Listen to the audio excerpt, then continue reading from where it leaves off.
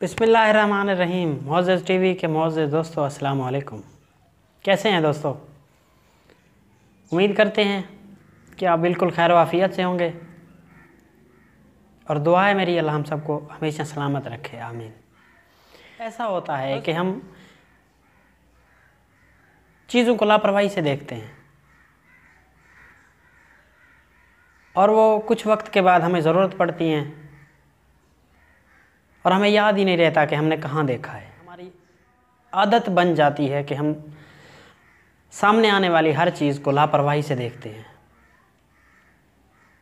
जबकि बाद में उस चीज़ की ज़रूरत पड़ती है, हमें याद ही नहीं रहता कि हमने देखी है। आज की इस वीडियो में हम दिमागी सलाहियतों के बारे में बात करेंगे।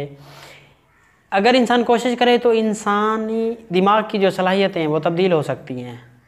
मैं कहना ये चाह रहा हूँ कि एक चीज़ जो आँख ने देखी है, जो इंसानी आँख ने जो चीज़ देखी है, तो दिमाग को चाहिए कि वो उसको पूरा महफूज, ज़रूरत पड़ने पर वो दोबारा याद दिला दे। ये पहली खूबी हो गई।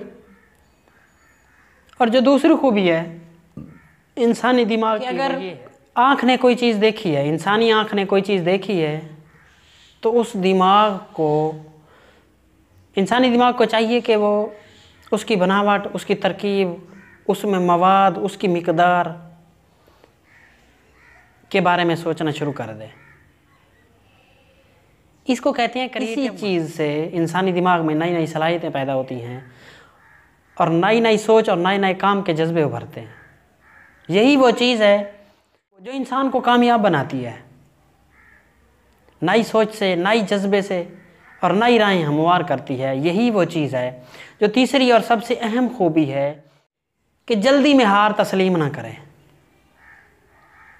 एक बार, दो बार, तीन बार, उसके बाद हार तस्लीम कर ले, लेकिन जल्दी में हार तस्लीम नहीं करनी। अक्सर हम काम शुरू करने से पहले ही हार जाते हैं कि ये काम हमसे नहीं होने वाला, हम इसको नहीं कर सकते। तो दोस्तों पक्की बात है, हम उसको कर ही नहीं सकेंगे।